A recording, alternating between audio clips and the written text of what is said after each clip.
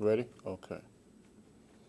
All right, we're going into the 6th chapter of the Serpent Power book by Arthur Avalon. Now, as we go into this, probably not this class, but the next class, we'll go into, well, we are going to go into a little bit this class, but I'll provide a list of definitions for the various Sanskrit terminology that we're going to be using. Okay? I emailed the handout so you can give it to anyone online. Okay? So now, in order to get into this, we have to, this chapter is called Practice, right? It's where Arthur Avalon go into the science, right? And he calls it layer, right? Let's see what he calls it, because I'm not a speller.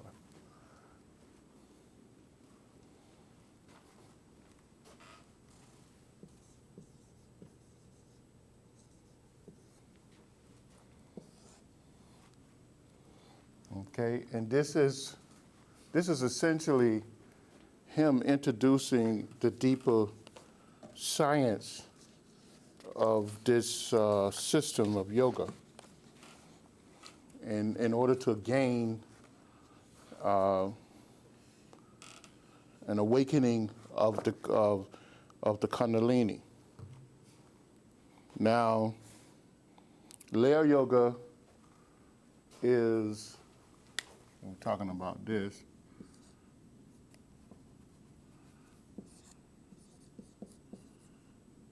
Anyone knows?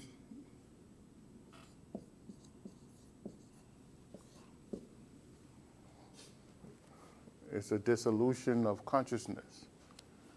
And what does that mean? It actually means that when the yogi gets to the level where they can go into deep meditation, that they actually dissolve their consciousness in order to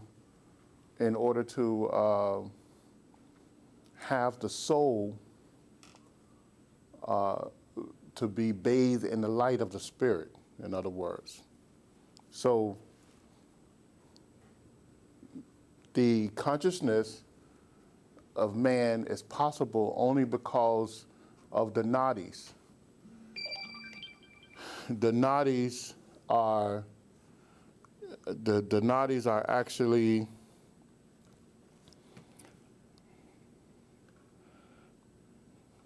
that's Noel. The nadis are actually placed throughout the body, and as we said many times, 242,000 nadi pathways are created throughout the body, and they come into the chakra and they crisscross, creating an intersection of negative nadis and positive nadis, right? And from that comes consciousness.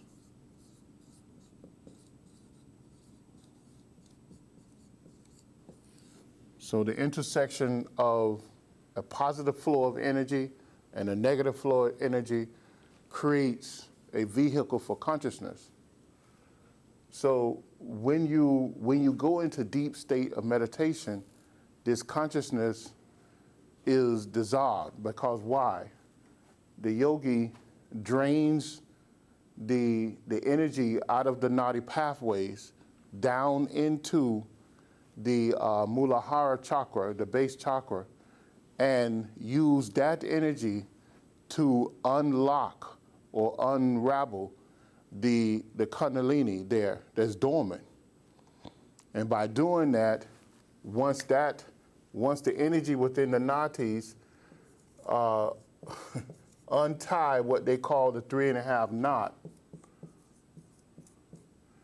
the energy, this knot actually blocks the door to Sushumna, which is the inner core of the spine. And when they untie this knot, which is called Kundalini, the yogi can then take the Kundalini and push it up Sushumna. And the power of that Kundalini can actually fully activate each chakra above it. And this is when doing that, that's how the dissolution of consciousness come about, because the yogi then unlocks the chakra and enter the highest realms of the soul's consciousness or spirituality, where the soul can be bathed in the light of the spirit, in that unmanifested light, and gain insight to all knowledge, the all knowledge space. So essentially, that's what the Laya Yoga conscious. Now, all the other yogas above that is utilized in order to bring that about. All the other yoga systems. So let's look into this. Let's look into it and start from the basics of it.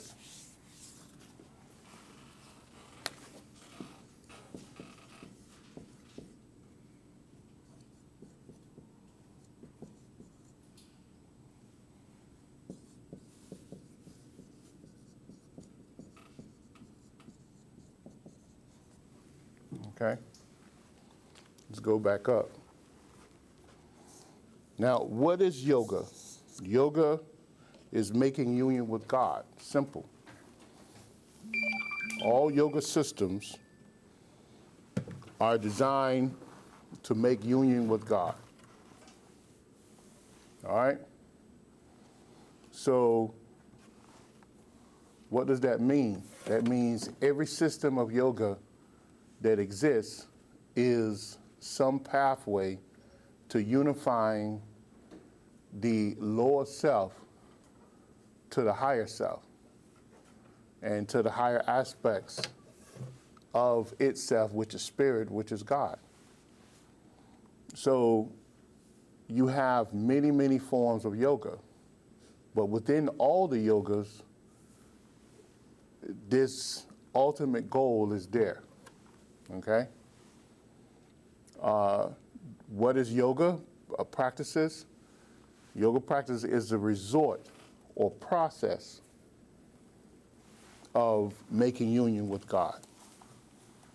It's also, it is also said that the universal Shakti power within the universe, the knowledge of that, and the knowledge and the process of that is yoga. You know, yoga is the science of Shakti power, because all yoga is that system that teaches us or allow us to tap into the universal, all-pervasive life force within, within life itself. So yoga is the pathway, and yoga is not attached to any one culture. Yoga is universal. All life forms participate in the practice of yoga. you know, and because it doesn't belong to any one culture or religion. It is universal. So let us look at the what is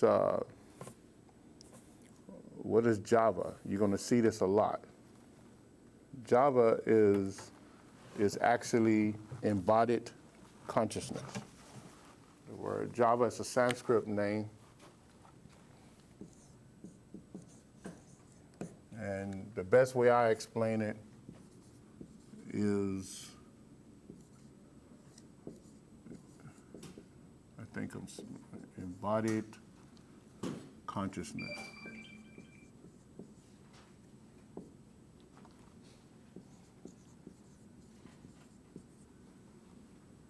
So if you can imagine the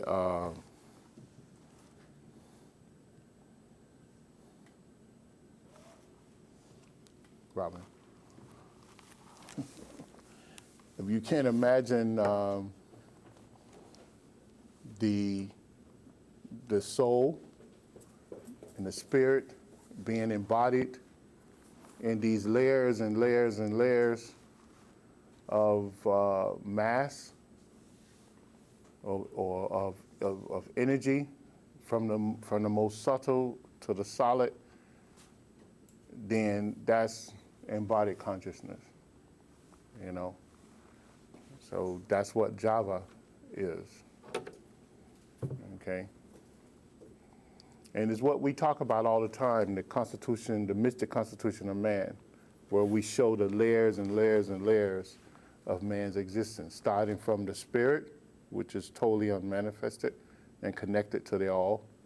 Then the soul, which is the manifested body of the spirit. And then you have the mental bodies and the subtle bodies, and then you have the physical body.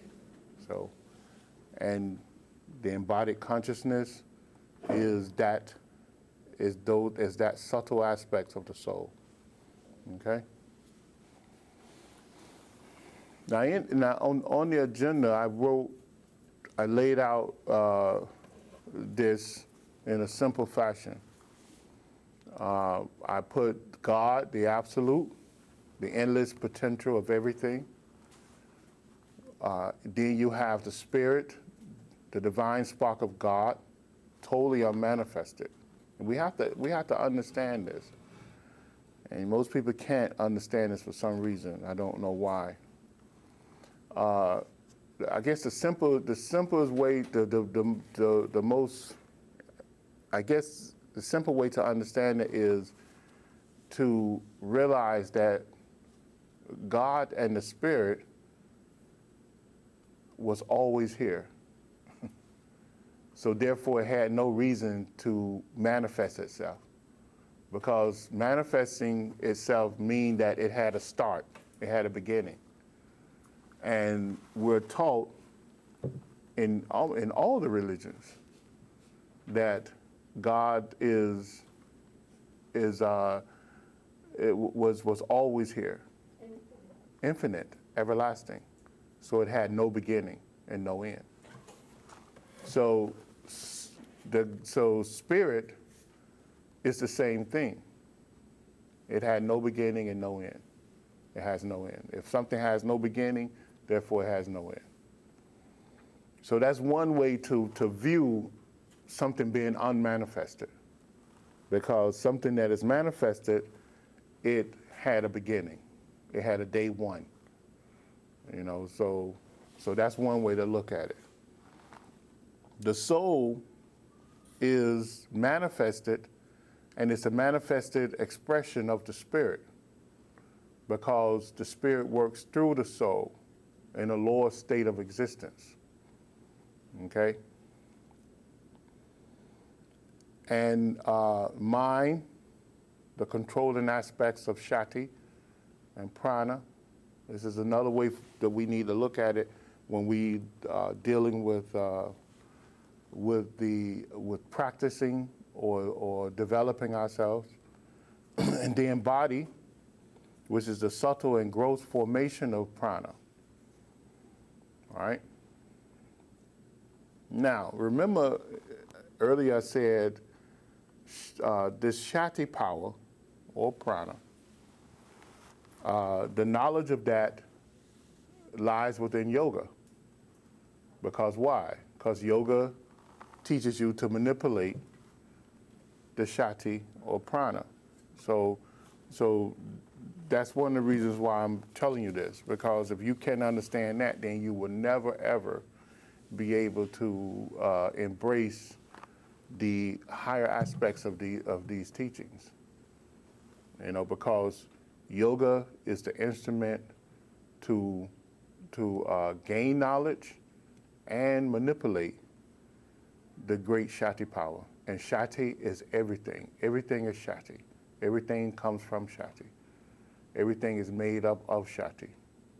And in order to unite Shakti back with Shiva, which is the absolute, you have to learn how to control Shakti. And yoga is that method and science to controlling Shakti.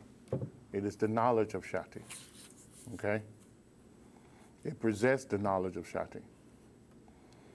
Okay, so basically, in a short synopsis, that's the mystic constitution of man when you're dealing with practice, okay? You have to realize that the endless potential of everything is within your grasp, and that you are a part of that as spirit. And the soul, which your mind, your consciousness is connected to, because the soul formed consciousness, it made consciousness. You always have an avenue back to this endless power through the soul, right? And the mind have to respond to the soul. But we have put up all these roadblocks from connecting our mind with the soul through our modifications of mind and body. Okay? So now, none of what I'm saying is new. It's been here for hundreds and hundreds of years. And the great adept, Swami Patanjali, gave a system, and it's a simple system, and it's amazing that people overlook this system. It's just amazing. And I have it here on the D in the Jnana Yoga's path to union with God. And that is the purification process. I see it as 4 stages, but it's 8 limbs. And under each stage, there's actually 2 limbs. And the first stage is the purification process, okay? And that is yama. Yama brings control over the mental and physical actions, right? So in the lessons, and the first limb of yoga, which is yama, it teaches you to slowly but surely gain control over your mental thoughts, which leads to control over your physical actions. Because if you control your mind, then you can control your body or bodies, okay? Then you have niyama, which is the observance of God in controlling the thoughts and actions. You introduce that, and that's like the law itself. You're introducing this karmic law within your thoughts and actions, so that when you control your thoughts and actions, you control your thoughts and actions in a framework. in a framework of the divine laws of God, which are karma, which is the divine laws of karma.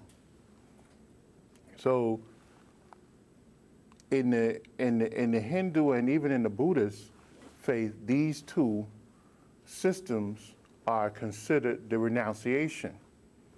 Okay, where you renounce the law desires and aspects of life that hold us back. You know, they use yama and niyama as a form of purifying themselves, of renouncing those things in the world that tends to burden us and add greater limits of negative karma to our pathway back to God. So, simple way. So this, you know, it's not hard to understand, and it's harder to deny that's a good practice. You know, the next two limbs is controlling the senses. Yeah, go ahead. Touch on pronunciation as it relates to modern times, and in other words, the message living in the world of it. Yeah. I mean, that's been really touched on by many people. Is you live in the world, because in the past, when you renounce it, you go and lock up you go and hide in a cave somewhere, and it only gets you halfway there, because you're not challenging yourself, and you're not fulfilling the Bhakti part of it, because the Bhakti Yoga part of Niyama is to be of selfless service to the world. So you can lock yourself in a cave and you can send this wonderful energy out to the world, but there's everything, there's a negative and positive to it. You know, and negative doesn't necessarily have to be negative. You know, it can just be the negative part to balance it off. So if you send the energy out to the world, you spiritualize yourself and send the energy out to the world to help change or bring about greater things in life.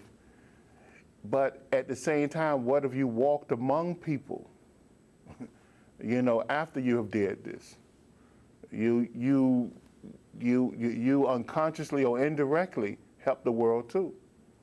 You know, and you gain a greater control over your likes, desires, or whatever, because now you're being challenged to do the right thing by the outside world, and yet every resistance you give builds you up, make you stronger, you know, and make you a greater powerhouse to send out greater energy and greater power to the world.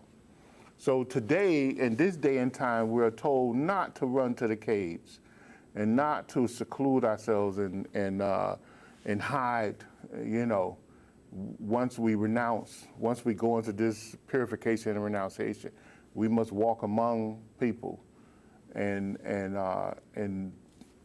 still serve the world in a selfless way, you know. So is that what you was talking about? Yeah. Okay. So the second two limbs is what I call controlling the senses, bringing control over the senses, and immediately you wouldn't think that it is, but it really is, because it has to do with Mudra Yoga or asana, which is a series of measured actions balanced with controlled breath, sounds, and thoughts with the observance of the divine, okay? Now, a lot of people look at this part of Hatha Yoga as just twisting the body up and getting the body in shape and what, you know, and it has really nothing to do with that, you know. Is it's all about the control of physical and subtle and emotional energies within the body, aligning them, and having them respond to the divine. That's what it's all about, because Hatha Yoga is a form of Kundalini Yoga. In fact, it's the preparation of Kundalini Yoga.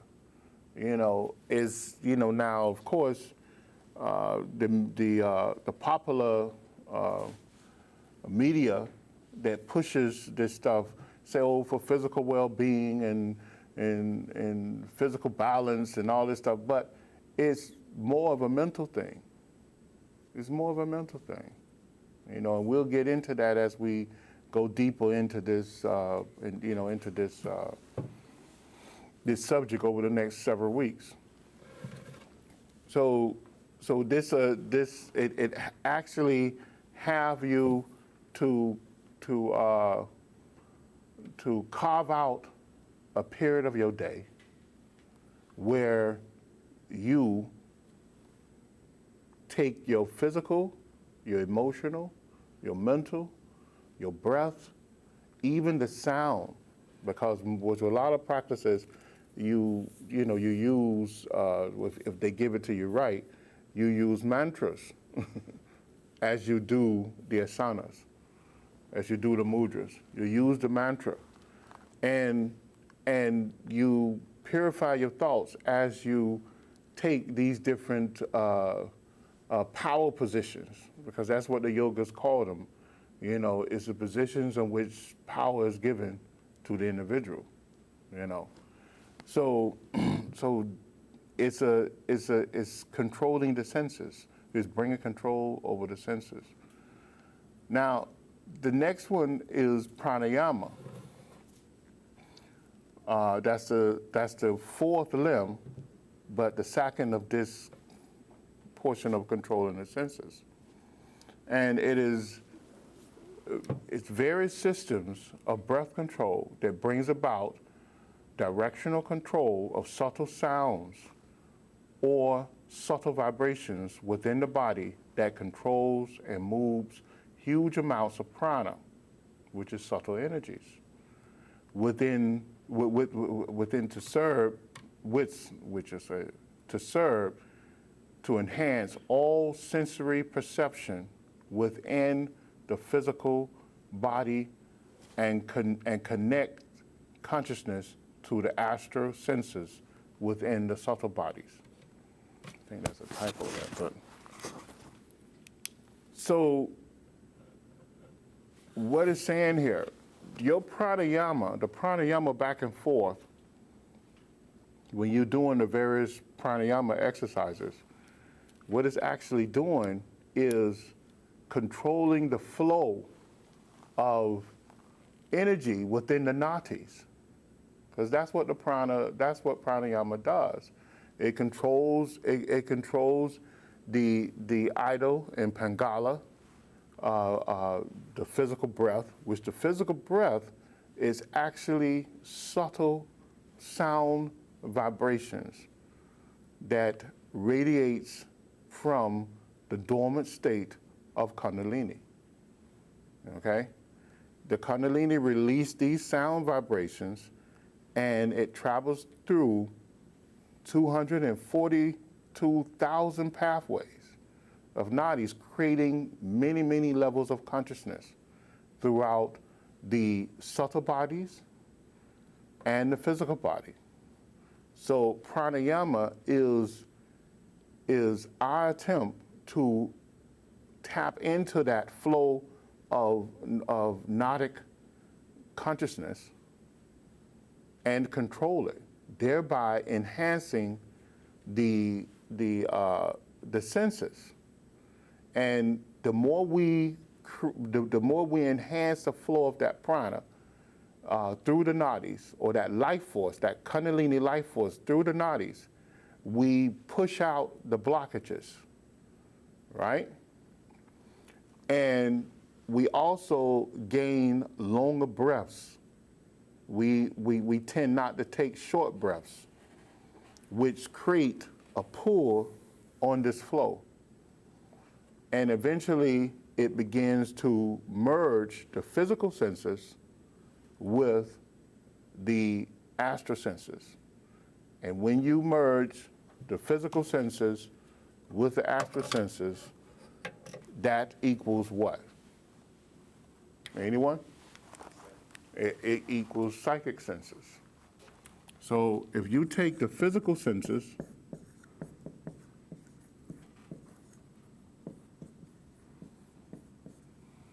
plus the astral senses,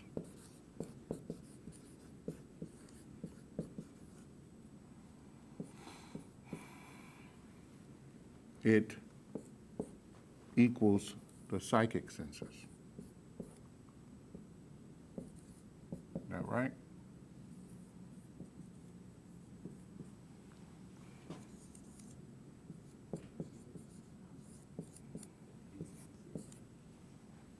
Is that the right spelling? Huh? It's a C? I'm missing a C? Is that it? Okay. So that's what you have.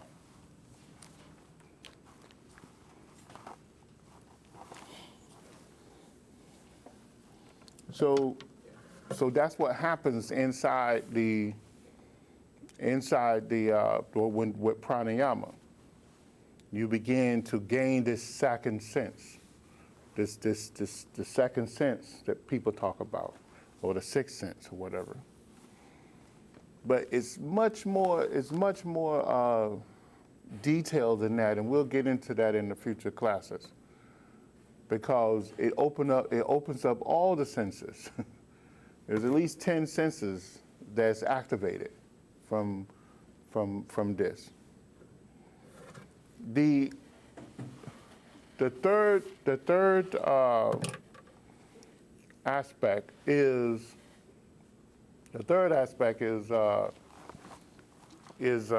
here, pass this to him.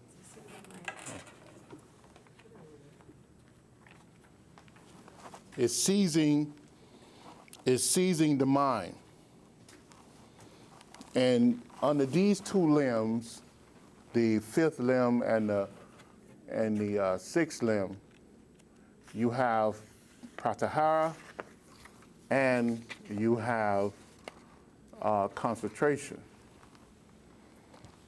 And I call this seizing the mind because that's what you're doing. You're capturing the mind. You actually taking control over this mind energy that flows in and out of the body that we call consciousness, or we use to fuel consciousness. Pratyahara is a series of techniques that teaches the student to withdraw the senses of the mind inward, which stops the modifications within the layers, the outer layers of the mental bodies, that the physical and astral bodies fits tightly within. When the senses are withdrawn and the mind is silent, the conscious of man can begin to hear the subtle voice and commands of the soul. This becomes the first step to truly translate mind energies. Okay? So in the pratyahara, you're taught to withdraw the senses, because if we notice in our day-to-day life, we're bombarded with all this chatter. Whether it's the plane is flying across us above our heads, or the squeaking of a car, voices of other people, music, all these other, all these different things impact us. And the mental body is bombarded by that. The subconscious mind is taking all this in. in creating patterns of energies and samskaras that may be beneficial to you or may not be so beneficial to you, you know, in your goal towards spiritual development. So what we have to do, we have to learn to withdraw our mind from all that clutter and be able to tap into the inner part of us, because the soul is always communicating with us through the higher self. The higher self is constantly controlling our full makeup. And we cannot hear the higher self or the soul because of these, what they call verities, you know. And the verities is the modifications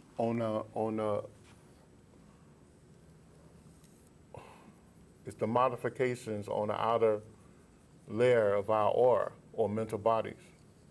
And it creates these waves that interfere with our mental processes. So we're taught to silence this. And one of the ways we silence it is by drawing our senses within and begin to concentrate on the inner part of ourselves. Slowly disconnect our senses from the outer world and connect it to the inner world. And there's a series of Hatha Yoga techniques that allow us to do this, one by one, each sense. And we can begin to feel the flow of consciousness and energies within within the inner world. And then we can begin to hear the higher self speak to us. And there's techniques to do that. And Pranayama is one of the techniques. After that comes concentration. Because once we do that, you know, let me say this too. In your psychic center,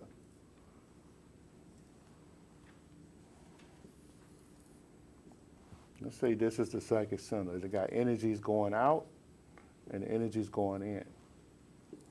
And when I say energies, you got to understand that I'm talking about mind energies and vital energies. Okay?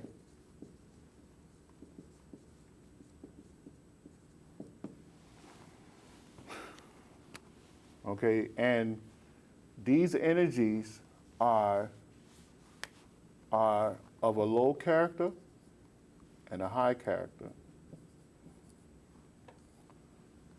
Because of this, we are aware of this, but in most cases, we're not aware of that. So by silencing these verities or modifications, you can become aware of this. Okay? So that's a simple way for you to understand this. So the next step to gaining control over this is developing the power of concentration, because all of the other steps, all the other 5 steps, is really leading you towards this 6, is it a 6? Yeah, this 6th limb, which is concentration. Okay. Now with this, I differ from most of the, in the next 3, I differ from most of the people who advocate the 8 limbs of yoga. and I follow the steps laid out with these three by Dr. George King, okay?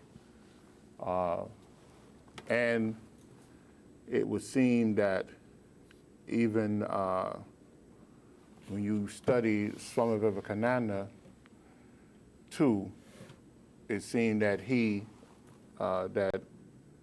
differed from most people, I think, and Sivananda.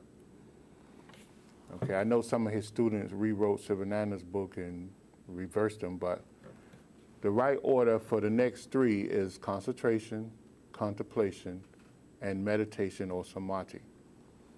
Okay? So, concentration.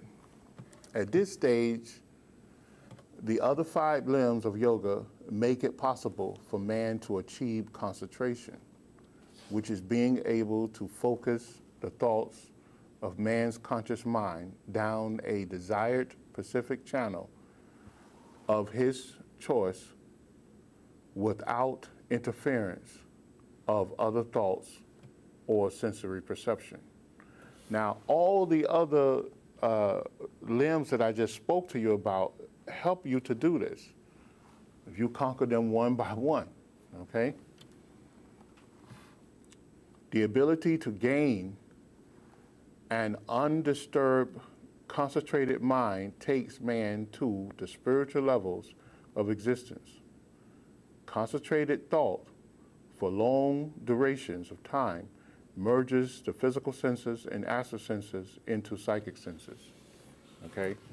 So if you look at the pattern, controlling your thoughts and actions, right? Though if you control your thoughts and action, it doesn't give rise to frivolous things after a long period of time. And that's yama, And then if you introduce the devotion to God through nayama, it even lowers the percentage of interfering grasshopping thoughts even more, because you begin to respect everything around you, and you begin to walk away from the low negative type energies that run through your body. In fact, your whole auric body will begin to repel those things, so that there's no more attraction to it. All right. Then you have asana, which is the positions of power.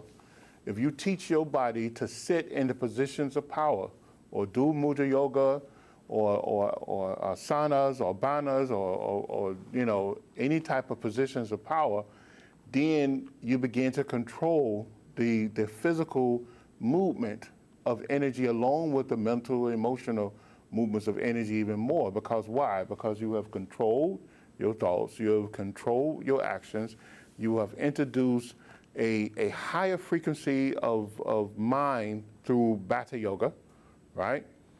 And therefore you are repelling the negative things in life.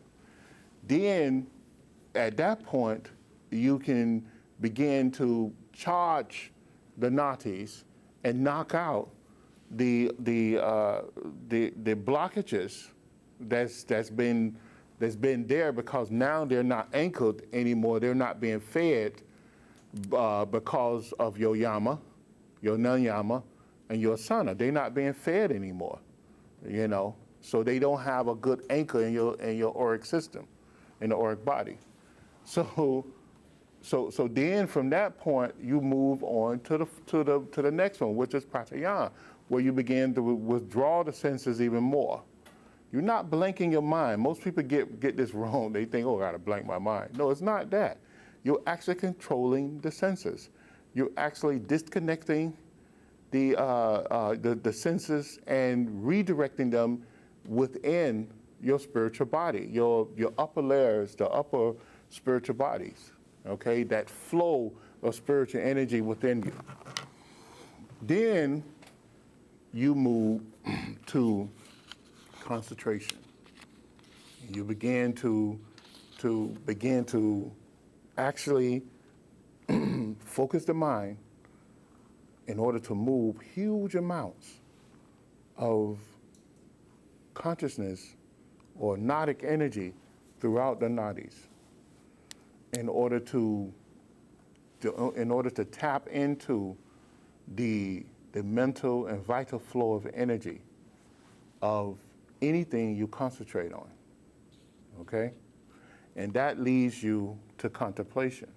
And contemplation is where you can physically tap into the thing that you're concentrating on, okay? Contemplation falls under the last two limbs, which I call dissolving the body energies and sense perception and mind into the supreme. At this limb of yoga, the body's physical energies, the emotional energies, the mental energies are dissolved into producing greater levels of concentration, which turns into contemplation. Psychic sight, hearing, smell, touch, taste is all forms of contemplation. Long persistent concentration turns into contemplation, which manifests itself as basic psychic powers and intermediary psychic powers and advanced psychic powers. Okay? You see, it all makes sense. You see, it all makes sense. So the final part of this is meditation. At the final limb of yoga, the student gains the ability to become one with the object of its concentration or contemplation. This happens through the student, this happens when the student can consciously move all energies from the nadis down to the base of the spine chakra as a key to unlock the Kundalini power and push it up through the spinal column to fully activate the chakras along the spinal column. This concentrated nadic and release of Kundalini dissolves normal consciousness at every chakra level to gain greater perspective of the divine at each chakra level of the spine. So essentially, that's what this chapter is actually talking about. This whole chapter goes into that and gives you different scenarios and talk about and dissect different practices that's given throughout the centuries in doing that. Okay? So, any questions so far?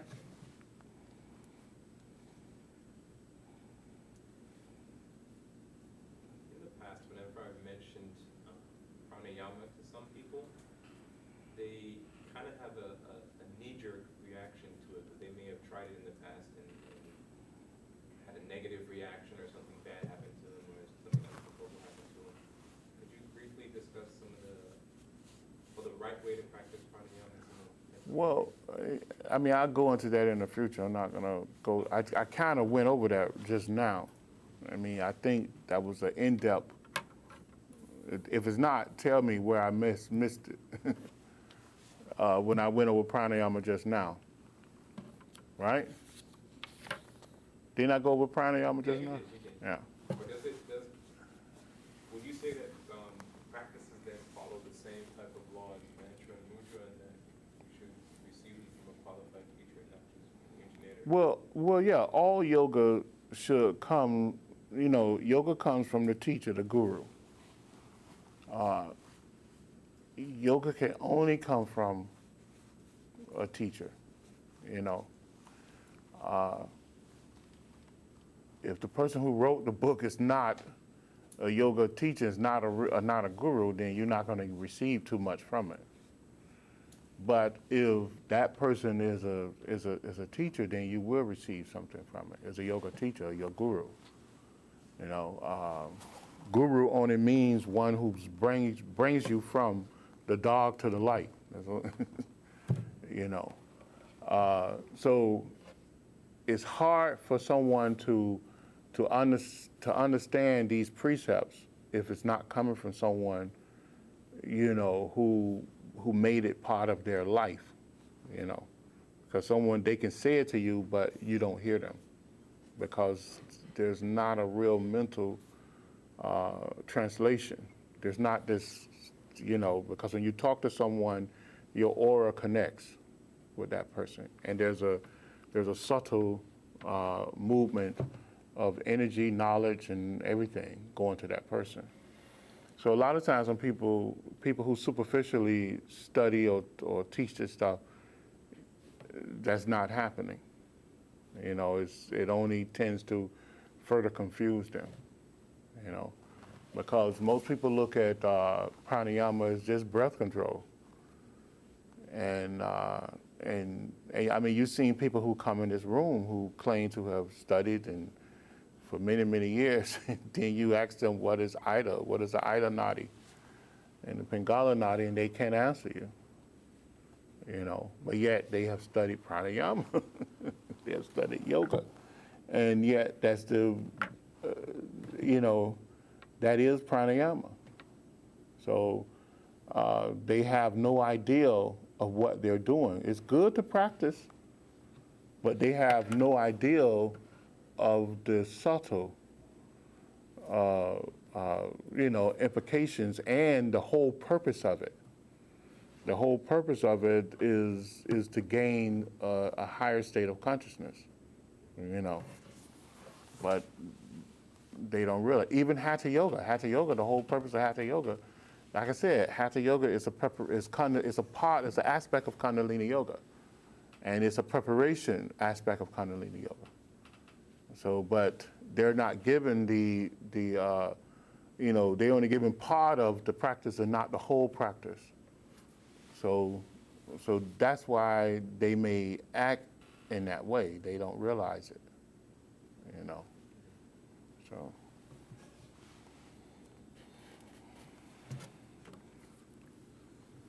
Any other questions?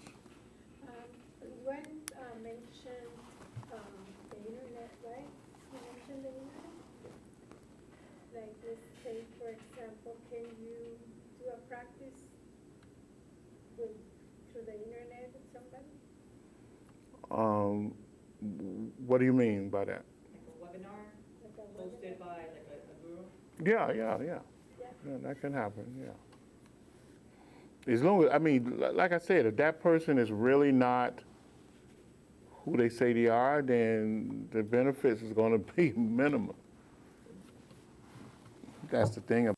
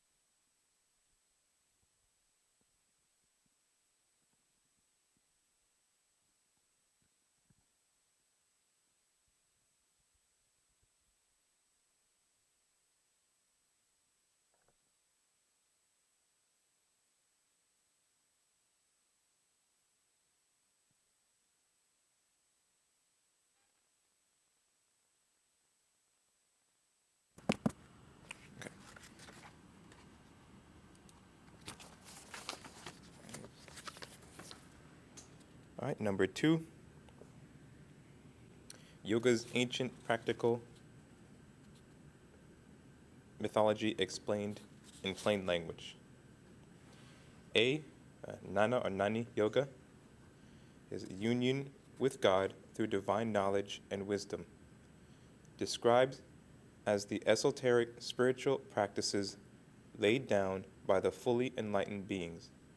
An alternative meaning, popularized by the Swami Adept Vivekananda, is the quest for cognition through intellectual religious study, as one of 4 alternate paths to truth, the other 3 yoga systems of yoga being 1.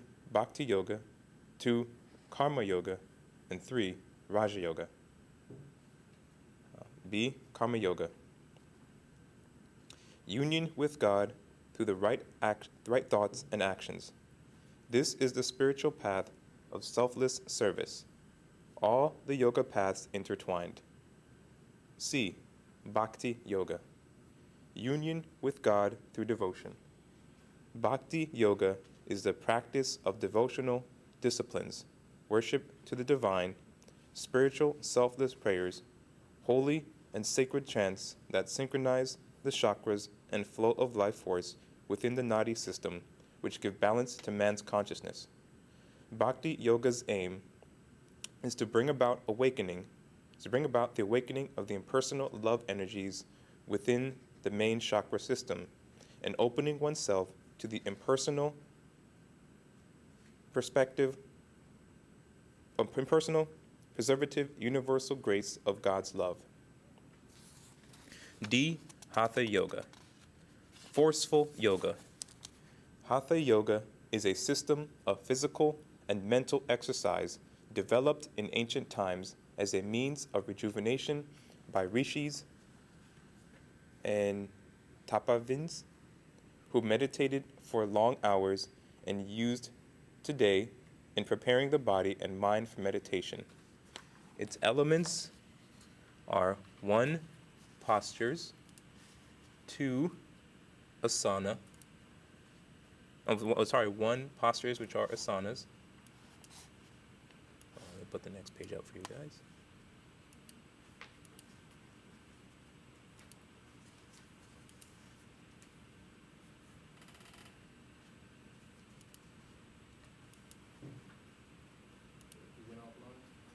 I'm putting up the next page. 2 cleansing practices. Duti or Sodhana. 3. Breath control, Pranayama. 4. Locks, Banha, which temporarily restrict local flows of prana. And 5. Hand gestures, or mudras, all of which regulate the flow of prana and purify the inner and outer bodies. Hatha Yoga is broadly practiced in many yoga systems and traditions. It is also the 3rd limb of Patanjali's Raja Yoga. E. Pranayama, mastering life force. Breath control, which quiets the chitta and balances Ida and Pingala. The science of controlling prana through breathing techniques in which lengths of inhalation, retention, and exhalation are modulated. Pranayama prepares the mind for deep meditation. F. Raja Yoga, king of yogas. Also known as Ashtanga Yoga, 8-limbed yoga. The classical yoga system of 8 progressive stages to illumination as described in various yoga Upanishads, the Tiram something, and most notably the Yoga Sutras of Patanjali. The 8 limbs are as follows: 1. Yama, 2. Niyama, 3. Asana, 4. Pranayama, 5. Pratyahara, 6. Concentration, 7. Contemplation, and 8. Meditation. G. Mantra Yoga, a system of yoga that unites man with the divine through the manipulation of sound vibrations. A mystic formula of sound vibrations and syllables, words, or phrases endowed with special power usually drawn from Sanskrit scripture. Mantras are chanted with a slow voice, medium voice, or loud voice in order to invoke the subtle energies within the nadis, chakras, and auric structure. H. Kriya Yoga. Union with God through action. In a general sense, Kriya can refer to the doing of any kind. Specifically, it names religious actions, especially rites or ceremonies. In yoga terminology, Kriya names involuntary physical movements caused by the arousal of the Kundalini. I. Tantra Yoga. To bring about the union with God through looming all 10 main systems of yoga together to awaken the sacred power of Kundalini. J. Kundalini Yoga. To bring about the union with God through the awakening of the power of Kundalini to activate the major chakras along the spinal column. And K. Laya Yoga. To bring about the union with God through the dissolution of consciousness and the soul emerging with the light of the Spirit.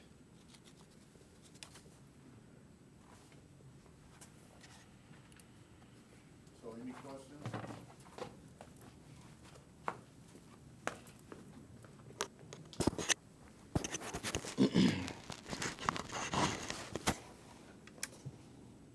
I know it's a lot to take in, so you can ask questions next week or whatever if you want to.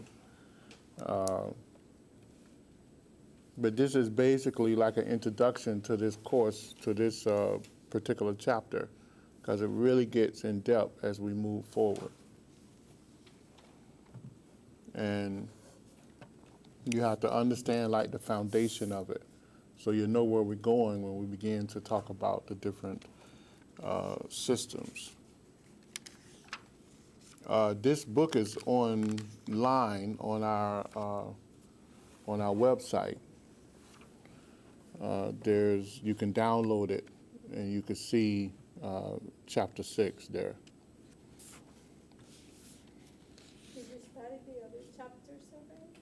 Yeah, we went into the last 7 months was the other chapters.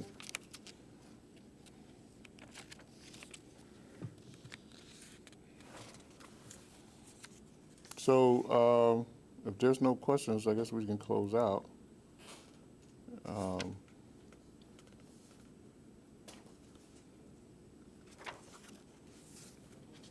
I don't want to go too much into this, because I think we have to develop a glossary for this chapter. And The chapter, reach. no, for this particular chapter, because he really goes into different. This, a lot of things that we spoke about today. It's in there? Yeah. Okay, we can go back and look, because I think I seen some words that's not in there. Yeah, I know. But for the most part, the Jnana Yogas are in there. Yeah. Jnana Yoga, the different yogas that we covered a lot today. Concentration, contemplation is in there as well. Yeah. Is that where did I put that at? That's on Meetup? Yeah. Okay. Yeah, we can download it. Okay. A lot of So- times I pull this out to see if there's an overlap. I mean, of course it is, it's the meaning, and there's little gems. Okay, then. So that's it. If there's no questions online either? Okay. So we'll meet here again next week at 12 noon. Like, just physically put the paper so they understand that they can find this. I gotta look, cause it's on the Meetup on the what, files, right? Go to more and then files. And it'll be with class terminology glossary. Class term. I gotta make sure it's updated, cause I think I did an updated No, version when to that. people are listening to us, they know Yeah. where to go. Yeah. What they're looking for, as opposed to just go here, make it a little easier. Hers is in color. Yeah, hers is in color. Which one? The glossary. The cover. Just the cover. How many pages is it? It is a total of just Mind presence, double-sided. okay. But they can see it. This is what it looks like. All right, that's it. See you later.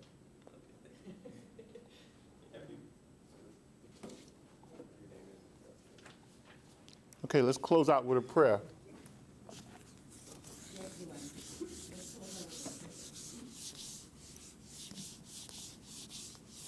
The prayer's on the screen. On the, you were watching.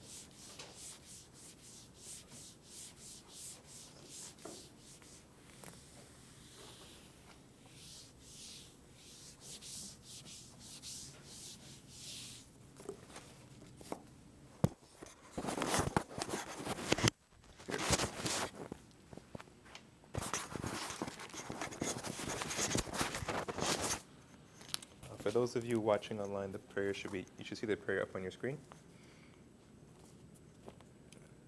The New Lord's Prayer.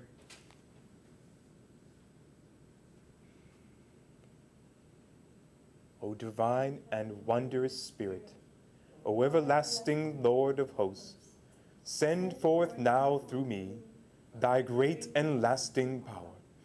Allow me, Almighty God, the lasting privilege of radiating to all the world thy great love, so that those who suffer may be given the power and energy to rise above their weaknesses.